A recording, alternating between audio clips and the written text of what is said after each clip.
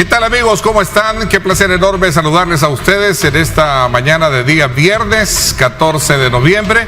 Es un placer enorme saludarles a ustedes. Gracias por sintonizarnos y sobre todo por estar pendientes de nuestra señal en este día viernes, donde vamos a la edición especial a hablar de temas importantes de país que han estado en agenda semanal.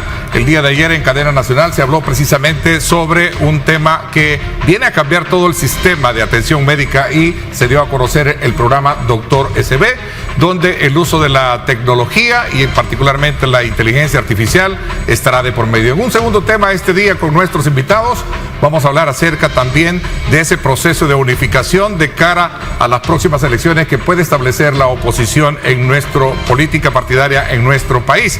Entre otros temas vamos a hablar también acerca de la formalización de la economía popular a través de la apertura de los mercados como el más reciente en San Miguelito. Y si hay espacio y tiempo vamos a hablar también del tema de las pensiones, las cuales han tenido desde luego a muchos sectores en vilo para conocer cuál va a ser la propuesta que se estará conociendo a mediados del próximo año. Este será un tema muy interesante que vamos a tener esta mañana con nuestros invitados y sobre todo también quiero aprovechar darle la más cordial bienvenida a nuestros panelistas del día viernes. Aldo Álvarez, bienvenido, gracias, qué gusto tenerte acá con nosotros. Gracias, Neto, por la invitación, saluda a tu fiel y amable audiencia y siempre un gusto estar aquí. Así es, Bessie Ríos también, ¿cómo estás? Qué gusto saludarte. Buenos días, un gusto a toda la audiencia que siempre está pendiente del programa. Un saludo para toda la gente que lo saluda a uno en el camino, siempre verdad? te manda saludos a ti. Saludos bueno. Y bendiciones, Ernesto. Tenés un relicario de señoras mayores que oran por vos todos los días. Es un saludo y un abrazo para ellos de parte de toda la familia de Grupo Megavisión, que gracias a ellos pues es que hacemos posible y esta le recalca, toda esta transmisión. Y esta le recalca mayores. Mayores. Sí, señora de López, sí, son solo mayores. Para no tener problemas en casa. Gracias también al doctor Manuel Someta, abogado de la República. Bienvenido, gracias por acompañarnos. Muchas gracias, Ernesto. Un saludo a toda tu audiencia. Bueno, sin duda alguna la aplicación Doctor SB, como lo escuchamos el día de ayer, precisamente en esta cadena nacional donde el presidente de la República estuvo precisamente acompañado de especialistas en el tema, busca digitalizar y optimizar la gestión de citas médicas, dar atenciones virtuales y darle seguimiento también a los pacientes, según lo establecen en ese conversatorio. También se va a ofrecer funciones como agenda inteligente, consultas virtuales, expedientes digitales y también recordatorios automáticos. En resumen, lo que se busca es conectar pacientes y profesionales de salud mediante esa plataforma tecnológica eficiente, como lo decían. ¿Cuál es la impresión que ustedes tienen de este programa lanzado el día de ayer? Vamos a ver. Fíjate que en términos generales parece bastante novedoso, muy interesante. Definitivamente no es una solución mágica.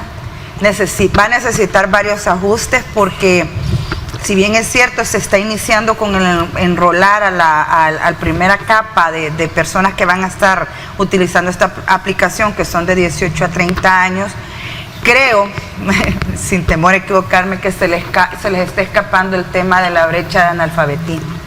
Aquí hay grandes cantidades y grandes poblaciones con niveles altos de analfabetismo. Quizás una corrección podría ser que la aplicación tome los datos por voz, pero eso implicaría hacer una aplicación amigable y en las zonas, por ejemplo, donde hay mayor tasa de analfabetismo, no solo del ordinario, sino también el analfabetismo digital.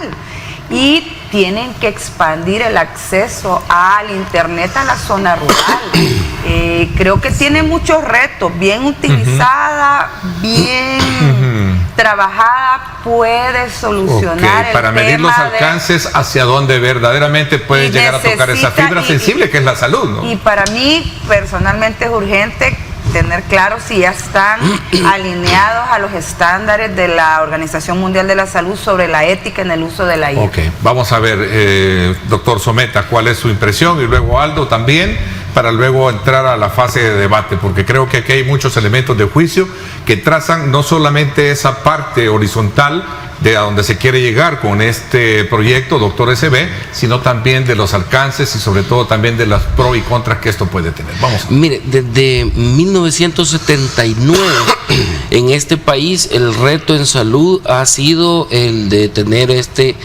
nivel de alcance a nivel primario de salud.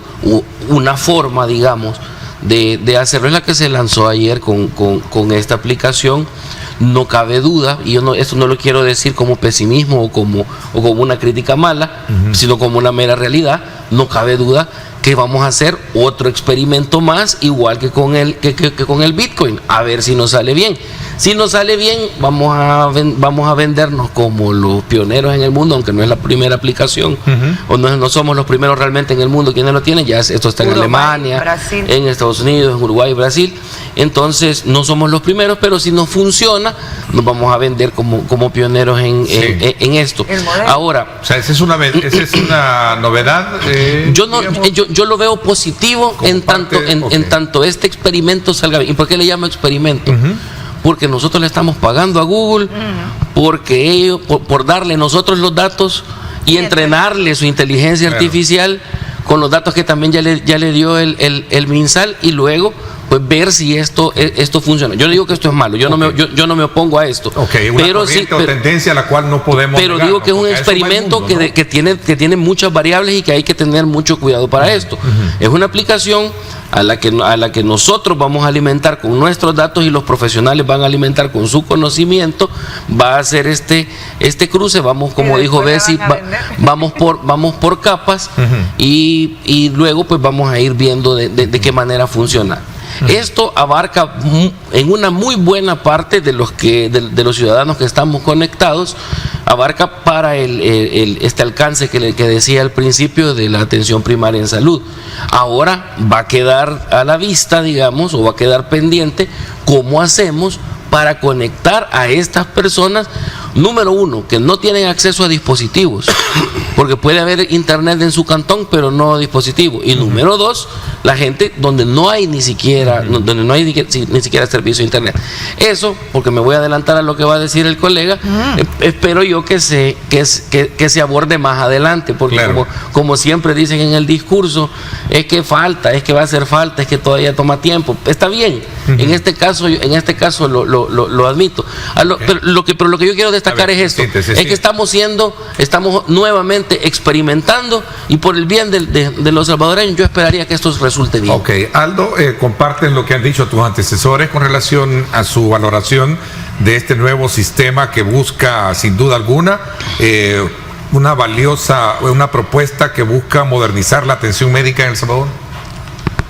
Mira, lo que para algunos son experimentos, para mí se llama adopción de políticas públicas de vanguardia, y además de eso, utilizando las nuevas herramientas en la era tecnológica digital.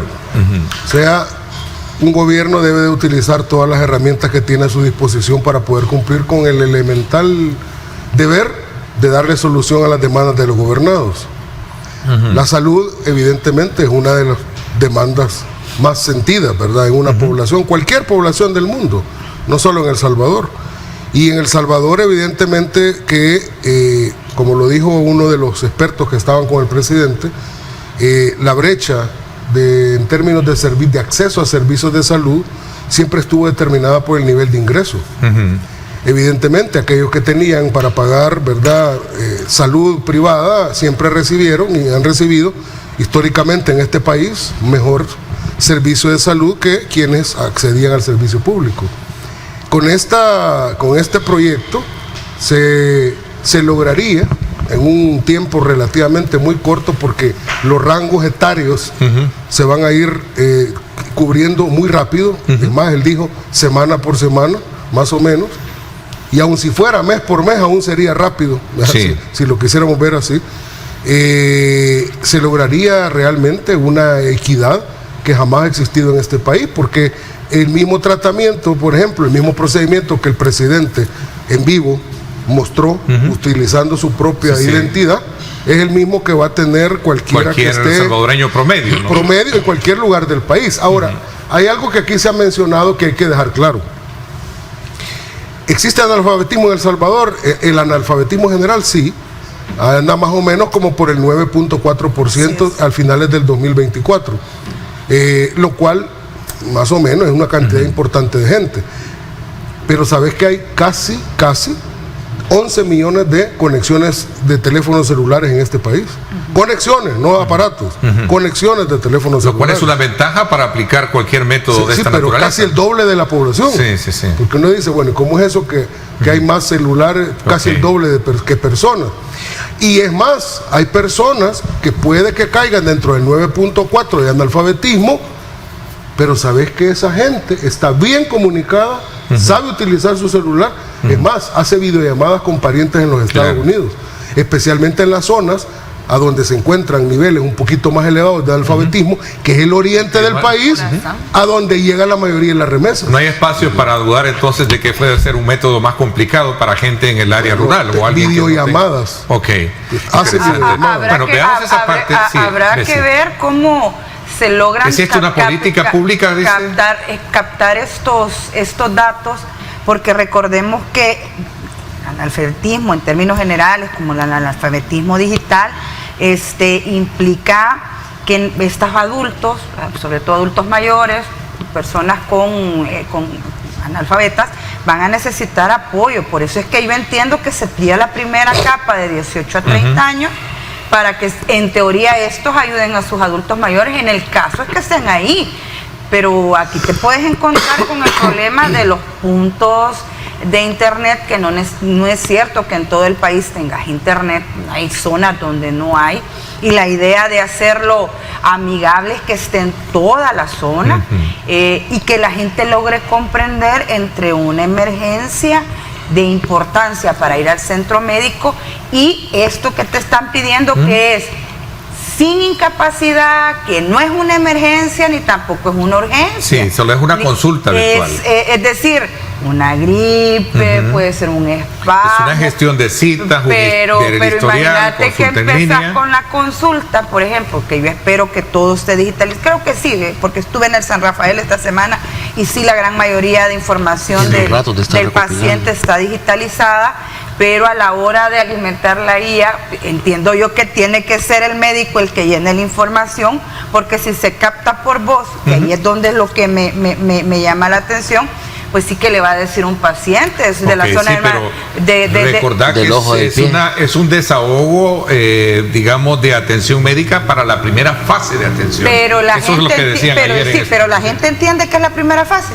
Entiende que es emergencia. Es decir, eso va a descongestionar el hecho de que se va a dar atención más inmediata. Pero la gente a la que va dirigida lo entiende. Ahí va donde está el tema del analfabetismo digital y el analfabetismo en general.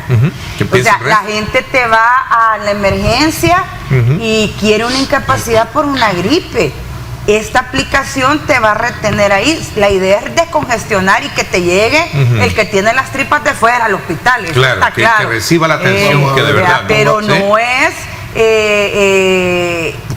veo difícil que una persona en una zona rural le empiece a decir al médico que tiene un agilamiento, que le hace un temblor y que sube por las tabas y se le mueve en el estómago y le termina en la cabeza. No sé si la IA va a lograr entender eso, a menos que hagan amigable. Y esa es una recomendación. Ese español tiene que ser español de El Salvador para que la IA logre entender más el médico, trasladar la información. Ayer en esa intervención hablaban precisamente de que sería ocupado la caracterización de lenguajes cuya identidad digital reconoce la aplicación como tal, lo que tú estás mencionando. Ayer lo tocaron. Principalmente en el área, por ejemplo, que es para saber qué es una taba, mire, me duele la taba, ¿verdad? Que son... Mire, tengo un gatito uniforme y es una gastroenteritis uniforme. Uno debe de tener claridad. Uno debe tener claridad cómo está la distribución poblacional en El Salvador. El grueso de la población en El Salvador vive en la zona central y paracentral del país y en centros urbanos. No estoy diciendo que no hayan áreas, pero parece de una cuestión sorprendente que muchas de las áreas de El Salvador en las partes rurales están bastante despobladas, lo cual es una lástima porque debería de haber centros urbanos descongestionados, pero esa realidad impacta al sistema de salud y el sistema de salud tiene que seguir esa realidad. Ahora, otra cosa que también hay que decirla, esto está customizado, está adecuado a la realidad salvadoreña, porque cada sociedad tiene determinado tipo de padecimientos que tienen que ver hasta con la geografía, ¿verdad?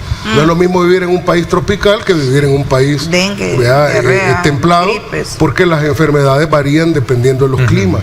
Esto está alimentado por realidades, ¿verdad?, salvadoreñas en términos de enfermedades, las más recurrentes, las más comunes, etcétera. Entonces está adecuado para el salvadoreño promedio las enfermedades que se sufren. Te escuché decir que es una política para tu criterio. Es una política pública en materia de salud. Ahora, esto no es nuevo. Hay otros países, no exactamente, yo me encargué de hacer un comparativo, no exactamente lo que se planteó aquí, pero utilizan la IA como, por ejemplo, los doctores en los hospitales, no con aplicación, pero en los hospitales se asisten de la IA para a la hora en que están dando la consulta. Hoy lo haces en uso todo. ¿Es esto una política pública, doctor Someta? No, ¿Es esto lo que dice? No, esto no es una política pública, no estoy de acuerdo con quererlo encajar en algo que realmente no es. Es que mire, cuando uno tiene conocimiento de algo, sabe definirlo por lo que es. Y esto no es una política pública. Una política pública, para empezar, es una línea general que aborda un problema, un objetivo, da una estrategia de seguimiento, analiza cuáles son los recursos que se van a necesitar y se hace una proyección de su ejecución. Eso no hay. Lo que se anunció ayer fue una acción concreta. Una acción concreta, que yo ya lo dije, que yo no me opongo, yo no estoy en desacuerdo con eso. Es una acción concreta. A mí solo me despierta las dudas de siempre de por qué le seguimos pagando a Google por la información que nosotros le vamos a dar. Pero ni modo. Esperemos que lo que nos van a devolver en retribución sea efectivo. Yo tengo esperanza en que esto sea efectivo. Pero llamarlo política pública, no. Y lo otro que a mí me llama la atención, ¿y el ministro dónde estaba? ¿Y el ministro dónde estaba para hablar de políticas públicas en salud? Señor, en este gobierno no hay ni modelo ni políticas públicas. No hay ni modelo ni política porque no existen. Es que no cumple por definición con las características ni de modelo ni de política. Aquí están gobernando a punta de pragmatismo y de acciones concretas, que no todas son malas. Esto no se lo han sacado de la manga de la camisa. Este proyecto arrancó hace 2 años. Este señor hasta ahora lo conoce, pero este proyecto arrancó hace 2 años, no sea, vaya, como proyecto coincido, como política pública, no, señor. Lo que vimos anoche fue la concreción. Pero no es una política pública en salud. Una política pública es una herramienta que utiliza cualquier gobierno para poder darle solución a las demandas de los... Una política pública sería algo así, miren. Lo digo yo, que he sido profesor de ciencias políticas durante muchos años. Eso es una política pública.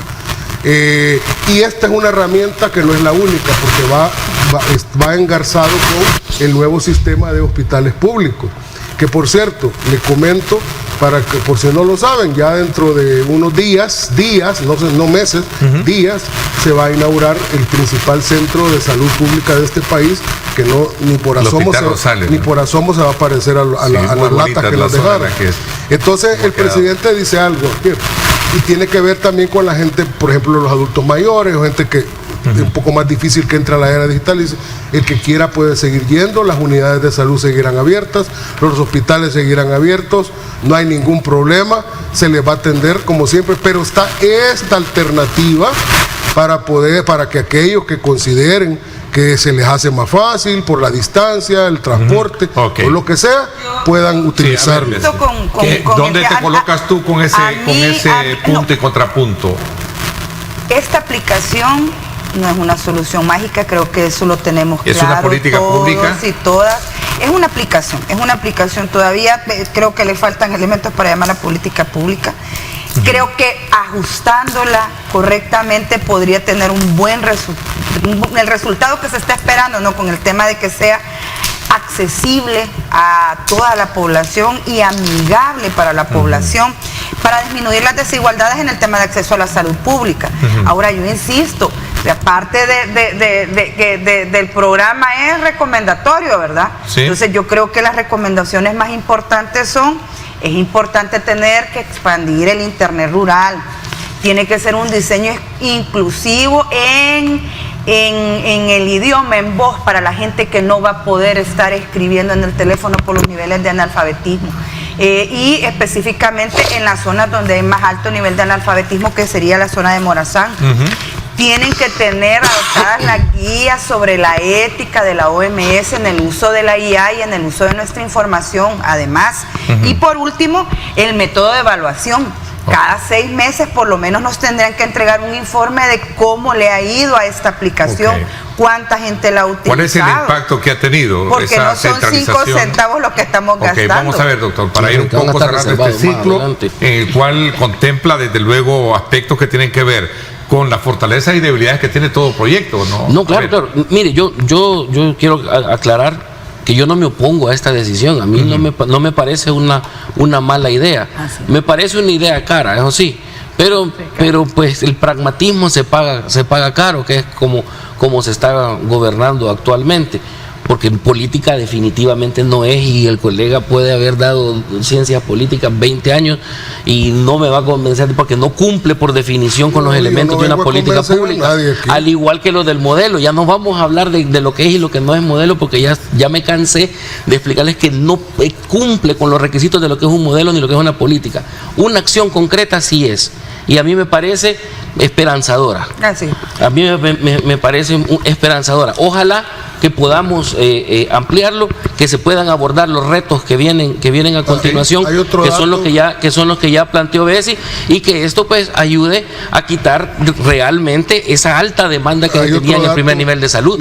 Porque la consulta externa históricamente ha sido horrible, de ir a perder un día entero para estar 3-4 minutos en una consulta con el médico. Y no te toca el médico. Y que lo mismo hubiera funcionado en una videollamada. Entonces, es probable que sí, yo tengo esperanza que sí funcione. No me opongo a esta medida. Sí señalo esos puntos que a mí me llaman la atención, que es algo caro y que es algo experimental, pero tengo fe que sí va a salir adelante. Hay un dato que te voy a dar, porque como aquí siempre me toca venir a escuchar desconocimiento y desinformación. Este proyecto ya se había probado con el Seguro Social, con sus matices. En los últimos 2 años, en el Seguro Social se ha hecho una reforma profunda en el servicio de salud y la digitalización es altísima. Y algo parecido a esto se probó. Te lo digo porque mi mamá es jubilada y yo le tengo que gestionar las medicinas, y yo le tengo que andar ayudando con las consultas y todo eso. Ya se había hecho esto en el Seguro Social para los trabajadores.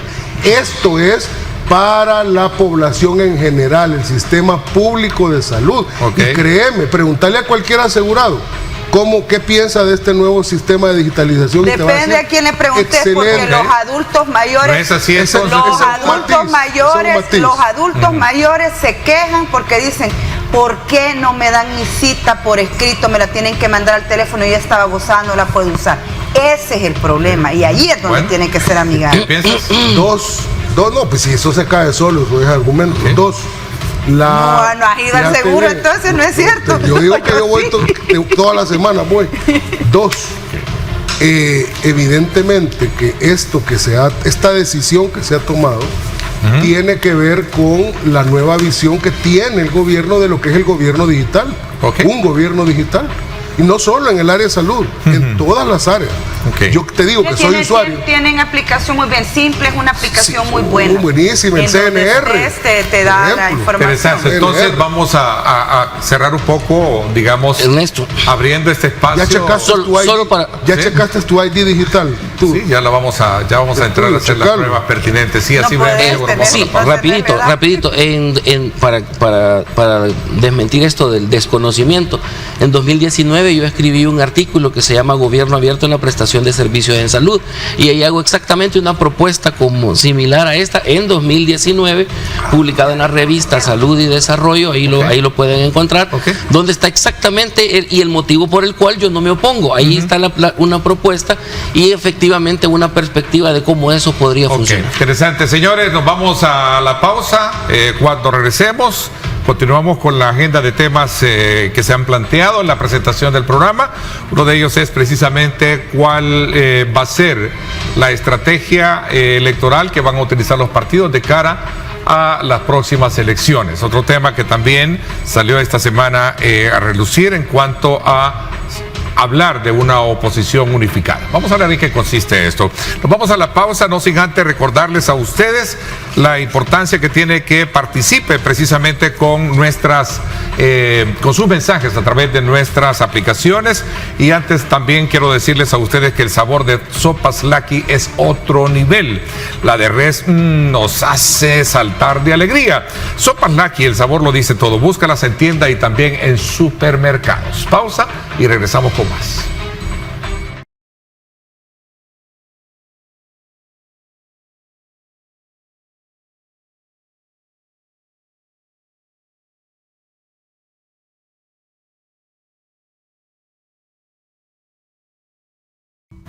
Bueno, muchísimas gracias nuevamente por estar con nosotros. Vamos a pasar a hablar también de otro tema interesante que esta semana conocimos precisamente en voz del periodista, del comunicador Walter Raudales, que en este mismo programa él decía sobre el replanteamiento que deben tener los partidos políticos de cara a las próximas elecciones.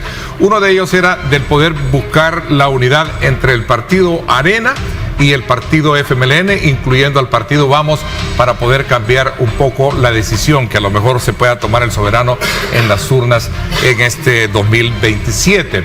Este es un tema que sin duda alguna generó mucho debate, sobre todo cuando propone como una especie de táctica electoral con lógica de que uno contra muchos, y lo cual intentaría transformar desde luego la debilidad de la dispersión opositora en una fuerza, mediante la unidad, como lo planteaba Raudales. ¿Cuál es el punto medular que ustedes ven o de discusión frente a esto? ¿Es una realidad la función de los partidos para poder cambiar un poco? Voy con el licenciado Someta. Las encuestas actualmente no son esperanzadoras para nada para que se pudiera conformar una oposición unificada respecto del Ejecutivo, específicamente para la presidencia.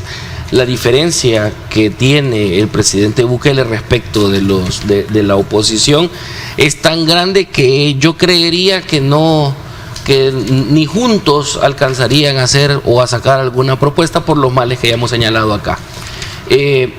Ahora vamos al nivel de diputados y de alcaldes. Ahí podrían haber algún tipo de coaliciones, pero no considero que sean convenientes en este caso y específicamente para el partido Vamos, porque lo que le va a pasar es que le van a pegar la lepra.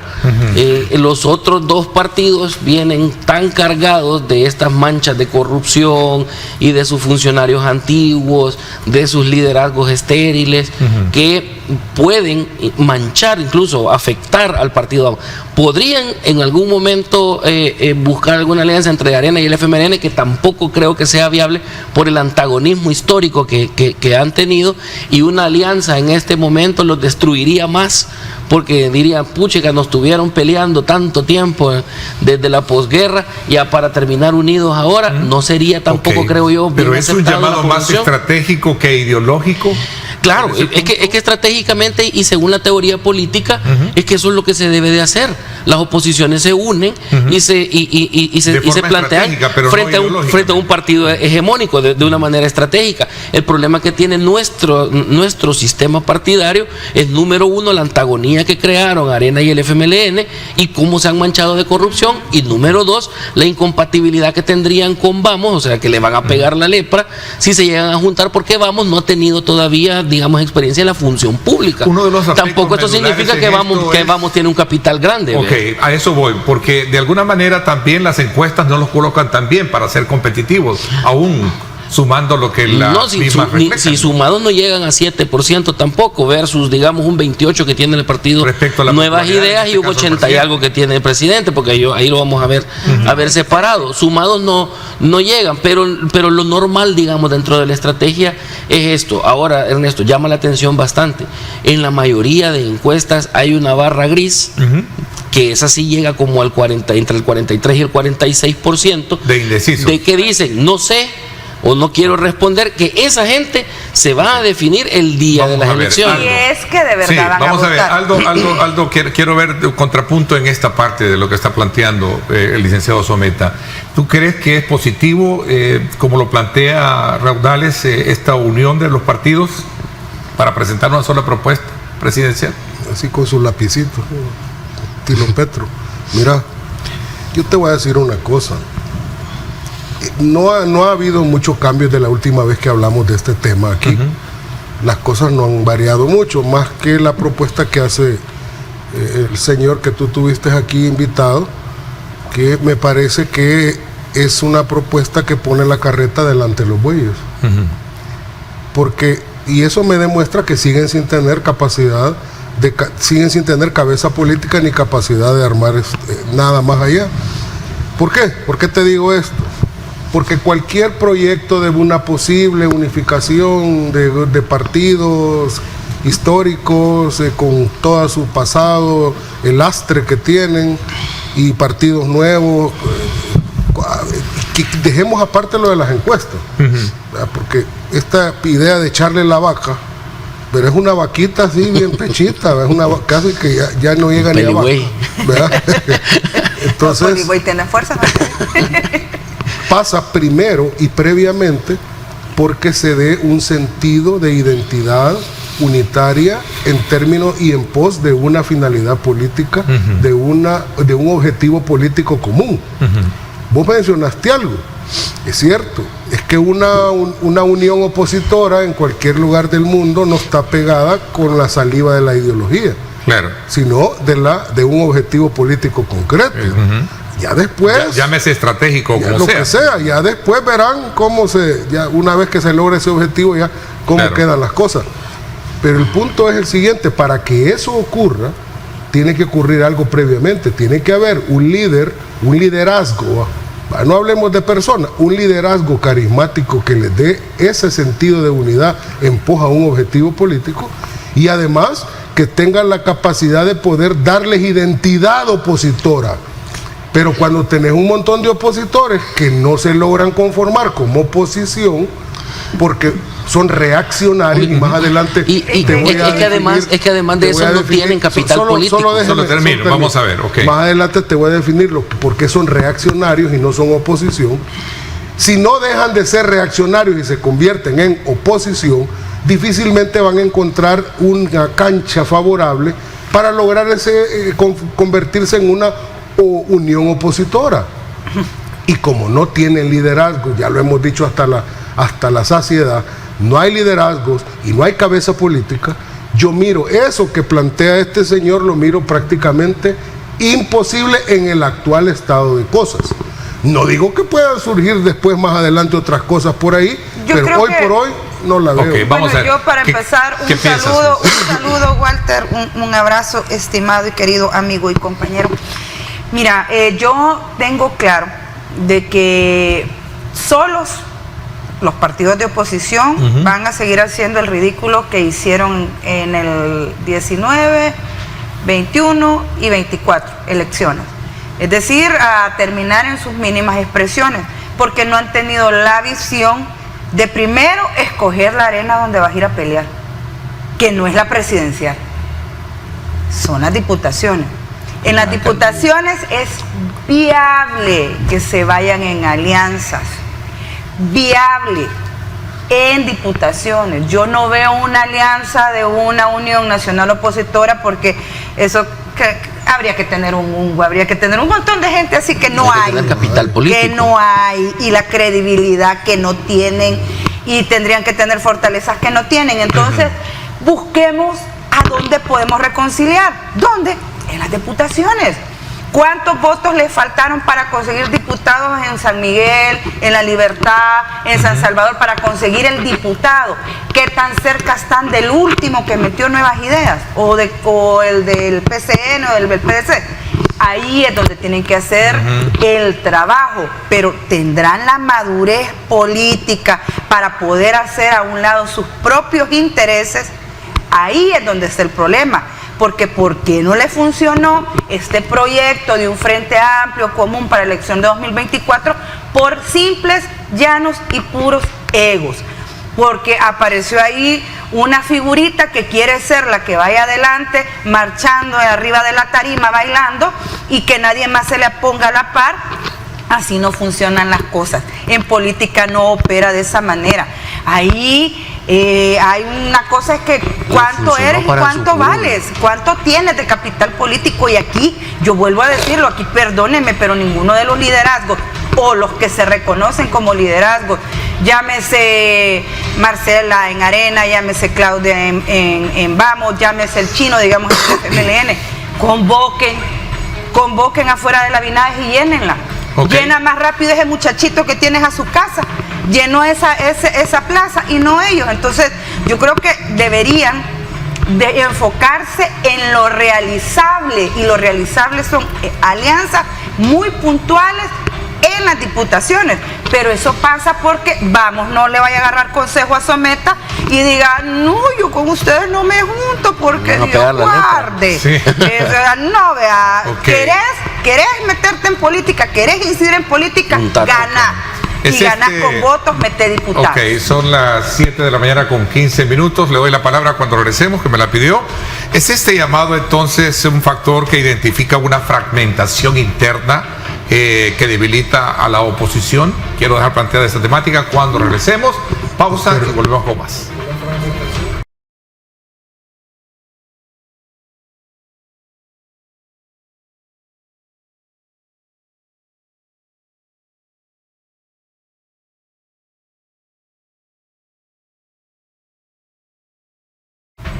Bueno, gracias a Salnet. Vamos a continuar con este análisis de este tema, en donde estamos desde luego tomando como punto de referencia esta propuesta que se ha conocido de ver la unión de Arena, FMLN y Vamos de cara a presentar una sola propuesta y un candidato común para las elecciones de 2027. ¿Cuáles son las limitaciones o retos de este planteamiento, doctor Someta?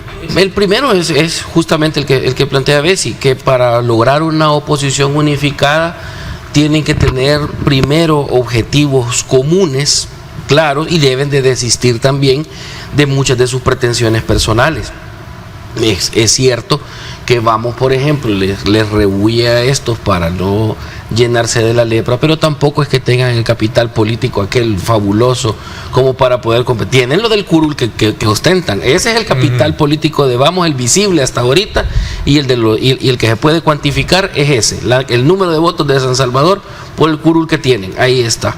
Ya, digamos, Arena tiene 2 curules, vea, tiene ahí a Francisco Lira y tiene a Marcela. Y el FMLN pues no se sabe. Fraccionamientos internos no pueden haber porque siendo tan pequeños no se pueden fraccionar, vea.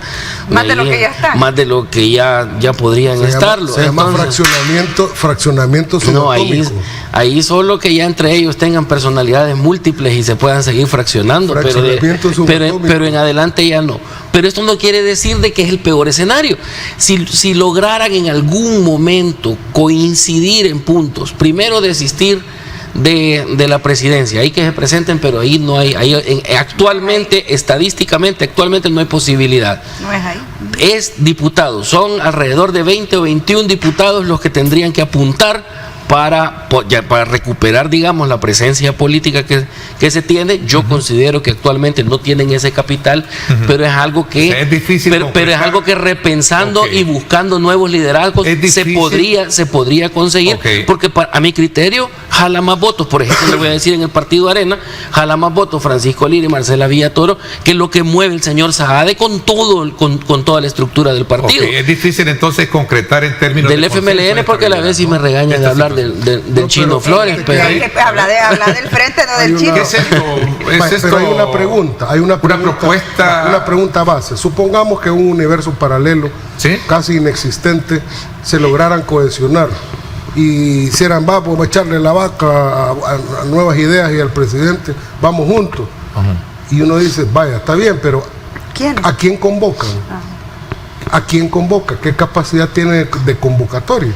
Digo, pues vaya, sí, está bien, vean, vamos juntos y todo, y echamos la... Pero ¿a quién convoca? O sea, a tu criterio deberían los partidos introspectivamente primero verse en un espejo. Le voy a replantear la pregunta. ¿Quién convoca? Porque el capital político ahí está, lo que pasa es que está agrupado entre los que no saben y nuevas ideas. Entonces, pero ¿quién es el que convoca? Es necesario un liderazgo puntual, o sea, alguien que efectivamente recupere el capital político de estos partidos. Los partidos de oposición deben de empezar por tener claro que están debilitados y desacreditados. Para empezar cualquier proyecto, cualquier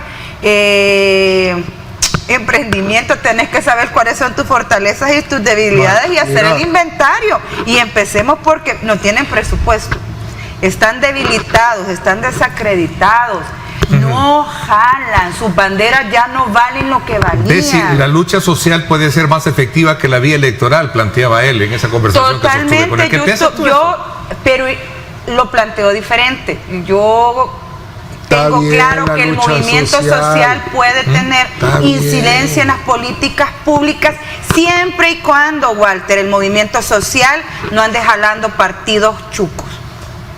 Porque eso desarticuló el movimiento social de los médicos en el 2001, que el Frente se fue a zampar al movimiento de los médicos, les hizo 2 presidentes del Colegio Médicos Diputados y nunca más volvió a ser el movimiento de médicos lo que fue. Como lo mismo pasó con el movimiento de indignados, que ahí vino Arena a jalar todo ese montón de bichos, vino el Frente a jalar los otros bichos y desarticularon ese movimiento. El movimiento social puede trabajar y hacer incidencia y no necesita brazo electoral, el problema del planteamiento del señor que tuviste aquí, Walter. El problema del planteamiento es que parte de una premisa inexistente. ¿Por qué? Porque cuando se habla de la lucha social, hay que hablar de una lucha social, de una sociedad civil organizada de una manera consistente. A criterio de él, también desencantada actualmente por todo el tipo de política, pero criterio de dónde, esto es lo que a mí me divierte. Es que el pueblo salvadoreño, ¿cuál pueblo? Pues es que yo, y le decís vos le decís, pero las encuestas dicen, pero es que hay algo escondido por ahí que no sabe. Esas son apreciaciones inexistentes. Ese es mi deseo personal, queriéndolo disfrazar de pueblo, queriéndolo disfrazar de movimiento social. Mis aspiraciones personales. Las aspiraciones personales, no, es que no sale la encuesta, pero a mí me dicen en la calle, yo tengo el presentimiento, anoche soñé. Pues sí, pero ¿y eso cuál es la base? Sí, pues aquí el colega que sabe bastante de encuestas no me dejará mentir. Eso no existe, existen los deseos personales. Ahora, solo déjame aclararte lo siguiente, ¿vale? El problema cuando yo te digo es a quién convocan estos partidos, es porque en materia política el principal activo es la credibilidad. Así es. ¿Cuánto te pueden creer lo que vos les digas en base a cuánto el pueblo, el votante, el potencial votante te va a endosar su confianza? Él recurría al desencanto, decía silencioso, recuerdo que así le llamó, el desencanto silencioso, que no refleja las encuestas y lo que representa una oportunidad, decía él, una oportunidad para impulsar un modelo nuevo y alternativo. Son palabras de él, ¿no? Una cosa, como que la proyección del silencio el Viernes Santo. Yo sé que hay gente que debe estar descontenta con varias decisiones de las políticas públicas que ha tomado esta administración. ¿Cuáles políticas? Por ejemplo, el despido de empleados para reducir el Estado y reducir los costos.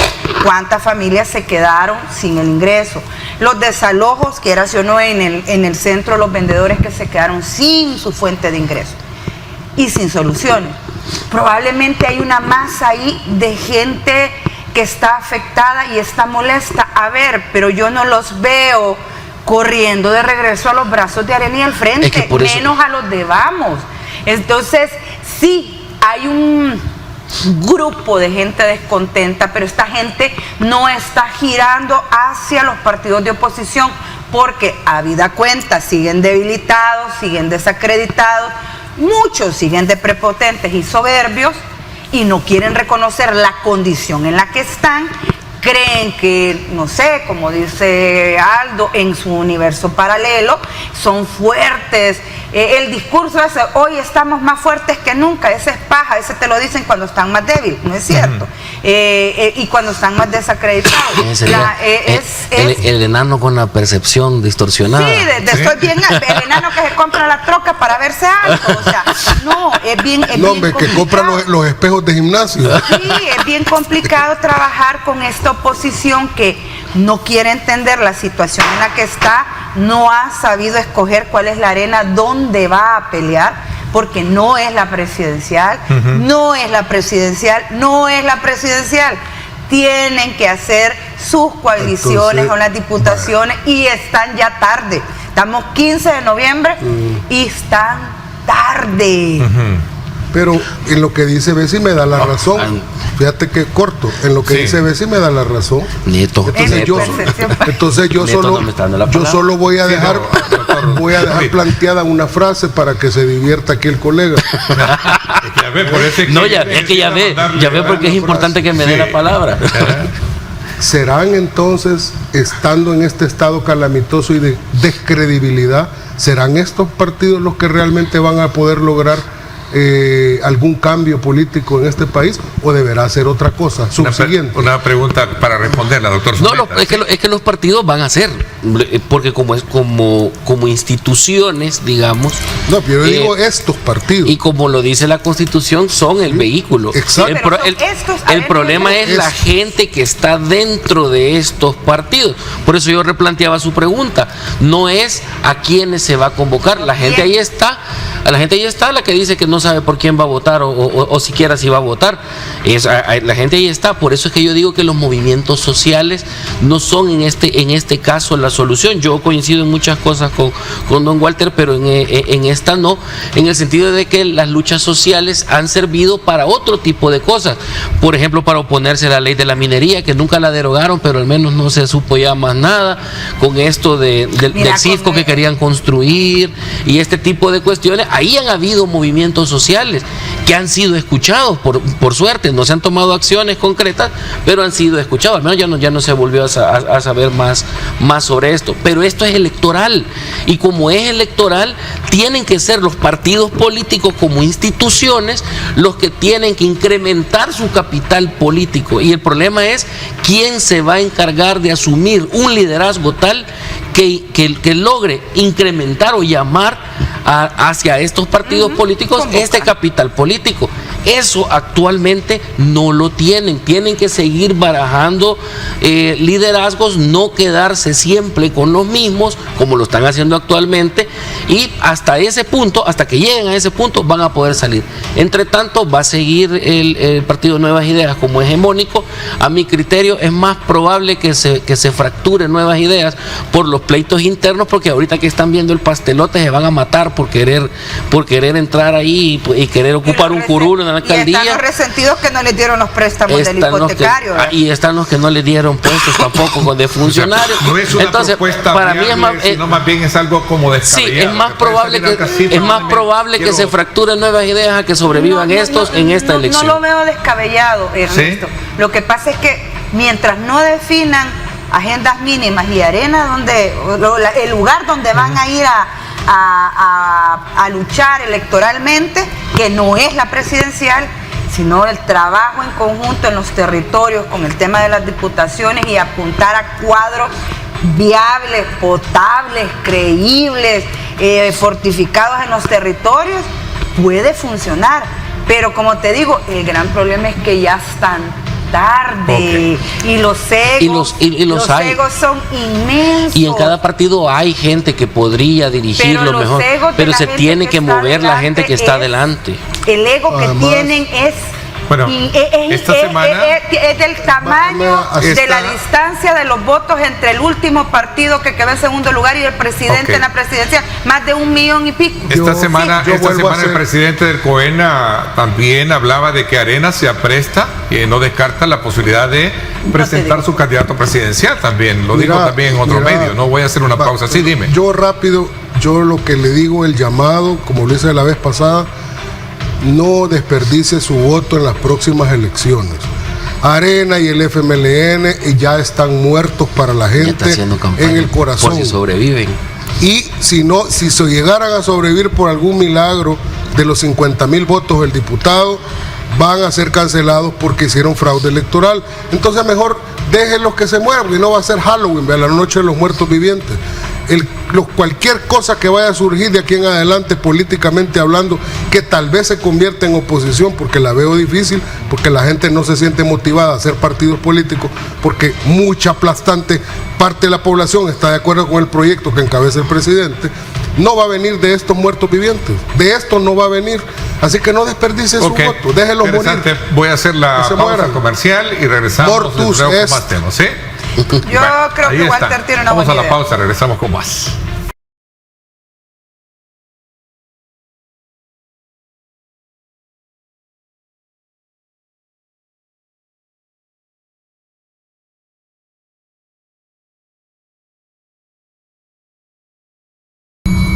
Bueno, gracias nuevamente por estar con nosotros a esta hora de la mañana. Gracias a nuestros buenos amigos que nos están sintonizando más allá de nuestra frontera. Como siempre, un abrazo solidario desde nuestros estudios centrales y sobre todo también aquellos que nos están sintonizando a través de nuestra plataforma digitales. Vamos a hablar de otro tema interesante que es el pago de las pensiones, y el gobierno ha propuesto hacer permanente el pago anticipado de pensiones en concepto de aguinaldos.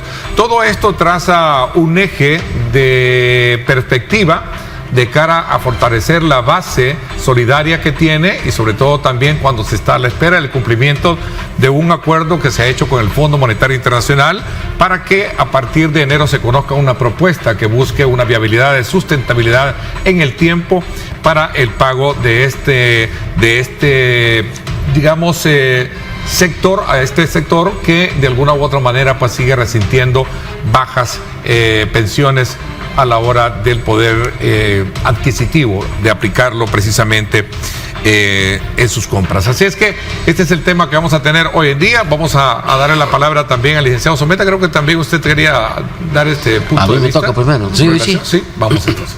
Veamos, y igual que con el tema de la salud, las pensiones es otro reto muy, muy grande. Y aquí hay dos problemas esenciales. Uno es cuánta gente está aportando al sistema de pensiones. Según las estadísticas, 2 puntos y algo de salvadoreños, como no podemos dividir una persona en dos, vamos a decir que de 2 a 3 salvadoreños están cotizando las pensiones que cobran 7 salvadoreños de cada 10. Ese es el primer problema grande. Muy poca gente está cotizando formalmente al sistema de pensiones. Y el segundo problema grande que se tiene es la cantidad de préstamos que el Estado, no el gobierno, pero este gobierno también ha prestado, ha hecho a los fondos previsionales. Entonces, esto pasó ya con los gobiernos anteriores, con la reforma de pensiones. Ahí le empezaron a tocar el dinerito a los señores, y desde ese momento todos los gobiernos le han prestado dinero. Entonces se juntan los dos problemas. Tenemos poquita gente cotizando al sistema de pensiones, y encima se tiene la gran deuda que tiene el Estado con nuestro sistema de pensiones.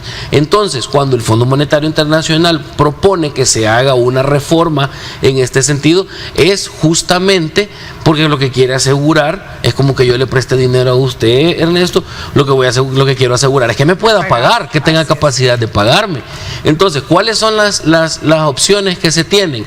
O disminuir la cantidad de las pensiones, aumentar los años para la jubilación, que son las primeritas, bajarle el pisto a los pobres ancianos, o subirles a los que ya están por jubilarse, que va a dar una ventana de la cantidad de años que se vayan. Normalmente van de 5 en 5.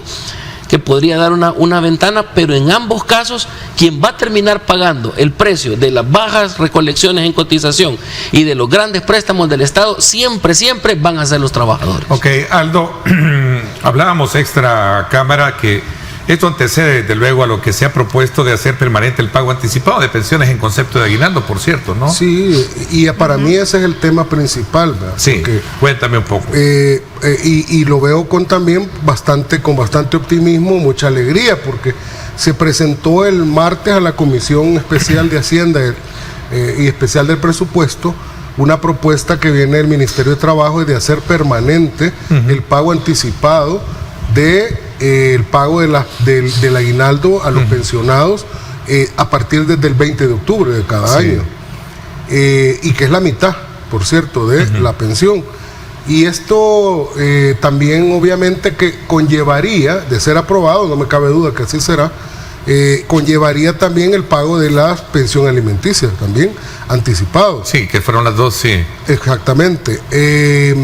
Dos solicitudes de reforma al decreto. Así es. Esto sin lugar a dudas va a beneficiar, ¿verdad?, a los que ya están pensionados, porque el pago anticipado les permitiría tener, obviamente, un respiro, y volverlo permanente.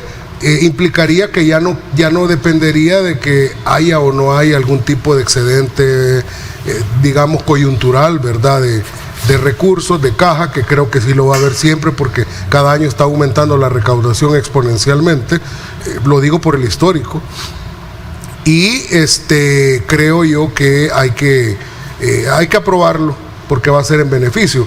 Ahora, con lo otro del FMI, yo realmente no veo nada, o sea, no hay un elemento nuevo que a nosotros nos haga volver a entrar al mismo tema que ya hemos discutido aquí, porque no veo yo algo nuevo, que nos aporte un insumo nuevo, ¿verdad?, para pronunciarnos al respecto. Yo ya dije lo que tenía que decir con respecto a ese tema, y cuando surja un elemento nuevo, pues me voy a pronunciar sobre ese tema. A ver, entonces, pero no escapa un poco también medir los alcances de lo que pueda venir por delante, porque si no se ha hecho todo este tiempo atrás, ¿qué es lo que puedes esperar? No, es que de que tiene que haber, va a haber. Tiene que haber para cumplir un acuerdo con el Fondo Monetario Internacional. Sí o sí. Sí o sí. Ahí no hay de otra. Estamos en espera de poder tener conocimiento del estudio actuarial para ver cuál es la propuesta del gobierno para... Y fíjate que bien, entonces, la propuesta final. El silencio carcome un poco la ansiedad de decir que viene, porque no, es que el que es ansioso que va a venir algo que de verdad convenza, ¿no? Es que el que es ansioso ya tiene un problema de ansiedad natural. O sea, ansiedad política, diría yo. Sí, pero mira, la ansiedad es ansiedad. Las últimas tres reformas que hemos tenido, o sea, eso de la ansiedad de son ansiosos, no es así, ¿verdad? Las últimas tres reformas. No es una ansiedad política, es una realidad que hay que verla. Las últimas tres reformas que ha tenido el sistema de pensiones, una hizo el Frente, la otra la hizo Arena y la de Nueva Vida, ninguna de las tres ha servido para ayudarle a la población. ¿Qué te hace pensar que va a funcionar lo que viene? Entonces te genera la duda, porque lo del Fondo Monetario Internacional, como te lo dijo Someta, el fondo quiere reformas para que le pagues. Pues sí. Las recetas del Fondo Monetario Internacional jamás van encaminadas a la pobreza, a reducir las brechas de desigualdad. Eso no les interesa. Es como el banco que te presta y no le importa si pagas o no la cuota del colegio de tus hijos mientras les pagues a ellos. Ahora, el problema es que no seguís con una deuda hasta junio de este año de 11.000 millones. Eso es lo que le demos al fondo de pensiones. 11.000 millones, que es casi el 30% del PIB de este país, y va en aumento. Entonces eso a mí me preocupa, porque al final la última reforma, que es un aumento en la pensión, lo que está generando es un agotamiento acelerado de los fondos. Y esto se sigue dando además con la toma de los préstamos que está haciendo el Estado, préstamos que no nos está pagando porque se hizo la reforma para que se le pagara más adelante y con una baja de intereses. Sin duda viene, y yo no sé por qué no se habla con claridad con la población. Más bien, Someta, 2 de cada 10 salvadoreños son los que cotizan. Nadie, ni Arena ni el Frente, se preocuparon por ampliar esa base. La base del cotizante, de hacer que otra gente cotice al sistema. Nadie hizo nada. Van a tener que aumentar los años de jubilación, y eso viene y platica. La tasa de cotización va a aumentar. Probablemente las pensiones también sufran un deterioro. Tienen que acelerar acelerar en alguna medida, pues, pero con mucha sensatez, la transformación del sistema híbrido, porque aquí ya quedó claro que sea público completamente de donde veníamos, a pasarlo a privado, ninguna de las dos extremas funcionó. Entonces tenés que trabajar un sistema que los integre y que beneficie al trabajador y a la trabajadora. Es que aquí no se puede hablar de ansiedad como hay algo que no se sabe, porque en las últimas dos reformas, en las últimas 3 reformas hemos salido tronchados. O sea, ya le pegaron 3 veces y viene otra reforma más. Eso ya no se llama ansiedad, eso ya casi que es condicionamiento. Ya estamos pensando que viene otro, y es normal pensarlo. Y especialmente porque el Fondo Monetario Internacional, al fondo no le importa si el Salvador le va a dar $100 a cada viejito, que hoy le dan 400 y algo, 300 y algo, y si se lo disminuyen a $100 a cada viejito, al fondo no le interesa. Al fondo le interesa que le paguemos su cuota. El fondo ha sacado informes de que no hay que dar tanta medicina porque duran mucho. Que hay que bajarle los medicamentos. Entonces, pensemos en esto como una posibilidad. Permítame, pensemos en esto como una posibilidad. Que se le baje las pensiones a los pensionados, obviamente, de 400, póngale, 100, no estoy siendo tan exagerado, pero pongámosle a 200 y algo, a la mitad, para que alcance para pagar. Que ahora ya no va a ser 65, 60 y 55 la edad de jubilación, sino que le subimos a 65 y 60, vaya. Entonces también ahora vamos a llegar a más ancianos pensionados. ¿Y cómo vamos a ampliar la base de los cotizantes? Ve, si dice 2, yo digo 3, todavía un poco más optimista, porque anda por 2 y algo el número. ¿Cómo lo subimos?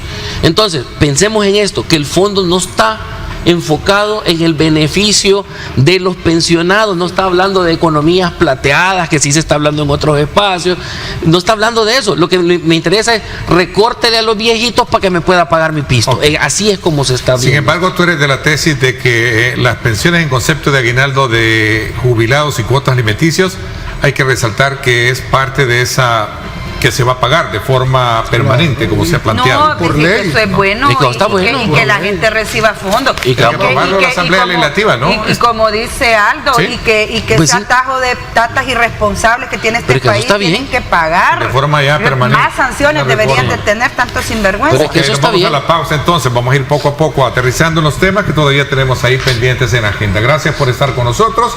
Volvemos en cuestión de segundos.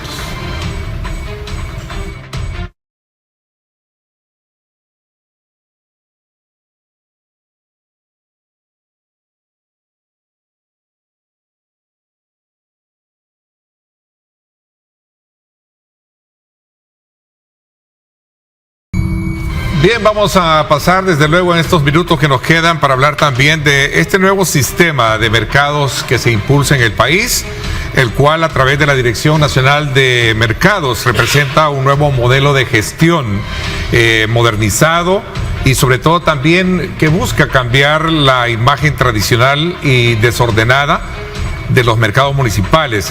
Se trata de un proceso que tiene una triple dimensión a juicio de algunos analistas, que es la parte administrativa, la parte social y también la parte política. Recientemente se conoció la reapertura del mercado San Miguelito, ¿verdad? La inauguración del nuevo mercado pues viene a simbolizar precisamente lo que estoy mencionando, es decir, ese eje de este sistema renovado como tal. De hecho, el presidente de la República hace unos minutos acaba de, desde luego, invitar a la población para que pueda participar. Digamos, ahí está, por cierto, ahí está, donde dice el presidente, apoyemos a los vendedores, dice, y a sus familias. Hagámoslo también fomentando el orden, la higiene y la responsabilidad. El desorden y la suciedad solo generan subdesarrollo, enfermedades e inseguridades. Dice, el orden y la limpieza, en cambio, traen desarrollo, salud y seguridad para todo. El nuevo mercado San Miguelito estará abierto a partir de mañana desde las 7 de la mañana. ¿Sí?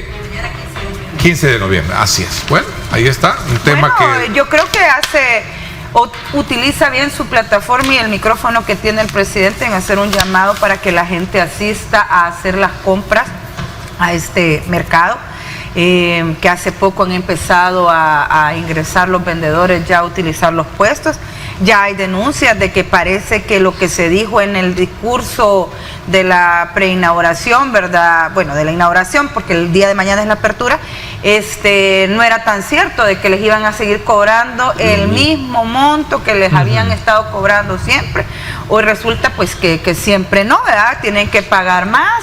Hay gente que está de acuerdo, hay gente que no. Lo cierto es que al final del día hay que ver cómo les va con las ventas a esta gente. Qué bueno que se inauguró ahorita, porque estos son los meses donde aumenta el comercio por las fiestas de fin de año y como infraestructura, como orden y como limpieza, por lo menos lo que hemos tenido la oportunidad de pasar por ahí se ve muy higiénico, muy ordenado, ¿no? Y muy bonito. A ver, la infraestructura. No, claro, aquí se deja ver. Es un modelo de mercado. Okay, ya vamos. Ojalá que no pase como el otro modelo, el que estaba en la parte, al de ahí arriba, que se miraba bien bonito por fuera, pero por dentro vacío. No, esta sigue siendo otra acción específica, no es un modelo, pero es una acción, digamos, estratégica. Primero adelantan el aguinaldo, dejan esta ventana para que pague primero sus impuestos, hacen la exención de multas y de moras, y ahora que usted tiene todavía que ya tiene su aguinaldo en la bolsa, menos los empleados públicos,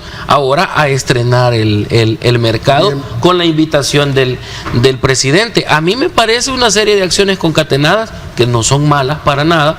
Tienen digamos como objetivo dinamizar la economía, no como modelo y no como milagro económico, sino que son acciones puntuales para la dinamización de la economía. Algo se está haciendo, eso hay que reconocerlo y tengo que reconocerlo yo también. Ahora, lo que no me gusta es que nos hayan mentido diciendo que las señoras iban a pagar lo mismo y ahora les van a cobrar más, lo que implica que los precios en el mercado San Miguelito no van a ser, digamos, los mismos que se tenían antes, porque las señoras, para poder pagar esta nueva cuota que le van a cobrar, le van a tener que subir a lo que ellas mismas venden. Entonces, ojalá que se comiencen también a regular. Esto no les gusta en el gobierno, les da pero achaques cuando les digo que regulen los precios del mercado. Tienen un gran problema con la regulación de los precios, pero les agarra una cosa como que se jalan los pelos cuando se les dice que regulen los precios. Y no es que yo sea zurdo comunista y lo que me quiera decir, es que deben regularse, deben regularse. No, yo soy de una izquierda más liberal, allá a la par suya en el centro podría pero ya a la izquierda. No es comunismo regular los precios, porque hay que pensar también en la gente y su capacidad de consumo, cuánto dinero carga en la bolsa y para cuánto le alcanza y cuántos van a comer con lo que va a comprar. En eso hay que pensar. Mire, la economía en este país se está dinamizando aceleradamente. Ayer salió el informe de Avanza, que no es una oficina de gobierno y tiene décadas de existir, la Asociación Bancaria Salvadoreña, que dice que a septiembre de este año los depósitos han aumentado 21.600 millones de dólares. Y principalmente el rubro que más está requiriendo crédito para bancario es el de la construcción. Uno no necesita ser economista para entender que en una economía, cuando se está dinamizando la construcción, eso implica que la economía se está dinamizando por una sencilla razón, porque la infraestructura sirve para comercio y servicios. O sea, más gente está requiriendo construir infraestructura para poder prestar servicios y para poder generar comercio. Eso va a implicar que van a haber más empleados, no solo los empleados de la construcción, sino los empleados subsiguientes cuando estas actividades empiecen a prestar en la sociedad. Esa es una dinamización de la economía. Han aumentado las remesas, pese a todas las adversidades que hay en los Estados Unidos, ya sabemos con relación a la cuestión de la migración, pero han aumentado las remesas exponencialmente. ¿Por qué? Porque más gente está trayendo sus ahorros al Salvador porque cree que se puede emprender en El Salvador también. Entonces la economía se está dinamizando. ¿Y eso en qué va a repercutir? Va a repercutir evidentemente en que hay más poder, va a haber más poder adquisitivo y de consumo. Ahora, esto de inauguración del mercado el día de mañana, bueno, no la inauguración, la inauguración estuvo, la apertura mañana. La apertura el día de mañana. Al público. Ese es el modelo de comercio, de mercado hacia el que van a caminar todos los mercados en El Salvador en un futuro no muy lejano. Saliendo, separándose, ¿verdad?, de lo que aquel que te conté, ¿verdad?, en su universo paralelo llama la cultura del vender en la calle, la cultura de la suciedad, la cultura de la porquería, que solo existe en la mente de ese irrelevante, a este orden, a este tipo de eficiencia, a este tipo de administración que es de primer mundo. Yo, que he tenido, gracias al Señor Jesucristo, la oportunidad de conocer otros países y otros modelos de gestión de mercado, que sí son modelos, te puedo decir que esto no tiene nada que envidiarle. Vamos a ver, lo vi asistiendo de que no comparte un poco. No, lo de modelos no lo voy a compartir jamás, eso ya no vamos a entrar en discusión hasta que realmente se cumpla. Ahora, al punto que yo voy también, miren, recordemos de que el mercado San Miguelito no es el único mercado en El Salvador, no todos, y voy a hablar como santaneco, no todos venimos a comprar al mercado San Miguelito, allá está el mercado de Chalchuapa, ojalá que esta acción se pueda replicar en los demás mercados lo más pronto posible. ¿O ese enfoque social de dignificar el trabajo informal y llevarlo a la formalización? No, es que claro que sí. Es que claro que sí. Solo el hecho de mejorar el mercado atrae gente. Va a haber un montón de gente que solo por ir a ver cómo quedaron los locales lo va a hacer y va a consumir. Y eso dinamiza. Eso es positivo. El orden y la organización que se tenía en el mercado es cierto, era urgente y era necesario. Y pues ahora que se hace la apertura y se hace la invitación y que ya mucha gente ya tiene su aguinaldo, es un paso para dinamizar la economía. Ahora, no es solo el mercado San Miguelito, es el de todo El Salvador. Allá faltan los demás, donde también se puede ir a hacer, se tiene este mismo enfoque, que no es modelo todavía, se tiene este mismo enfoque y que ojalá pueda aplicarse en el resto de mercados, así como efectivamente se ha hecho en el mercado San Miguelito. Mire, reflexiones finales. Sí, una final. Tiene que aceptar que hay un mercado modelo y está en San Jacinto. No me venga a decir que no hay mercado modelo. Es que es mercado modelo. Hay un mercado bonito. Hay un mercado bonito. Yo quiero finalizar mi intervención agradeciendo a todos y haciéndole un llamado al ministro Morroy para que aclare las circunstancias en las cuales fue asesinada la niña Jessica Solís en el centro histórico, que nos explique qué protocolos se violentaron, qué sucedió, fue el arma, fue el soldado, pero principalmente, ministro, usted tiene que garantizarnos que ese accidente, si es que lo fue, no va a volver a suceder, porque el centro histórico está lleno de turistas y no podemos tener o armas averiadas o que no se respeten protocolos en el uso de armas privativas de la Fuerza Armada. Es un tema de la cual vamos a seguir muy a la expectativa, cuál va a ser el curso de todo ese proceso, aunque las investigaciones, entiendo, han avanzado, ya se aclaró parte del incidente y vamos a ver qué más se puede recoger. Gracias, Aldo, por habernos acompañado. Cuídense, pórtense bien y no ingresen a las estadísticas. Gracias también, doctor Someta, le agradecemos mucho. Un saludito a Adriana Glam, que me regaló mis calcetines de las tortugas ninja de este día. Bueno, gracias también a ti, vamos a ver qué te Un saludo a todo el personal de San Rafael que me ha estado atendiendo en estos días que he estado llegando. Gracias, de verdad les agradecemos mucho a los tres, a ustedes amigos que han estado pendientes de nuestras señales, agradecemos también. Gracias, pásenla bien y como siempre recuerden lo más importante, amar a Dios sobre todas las cosas.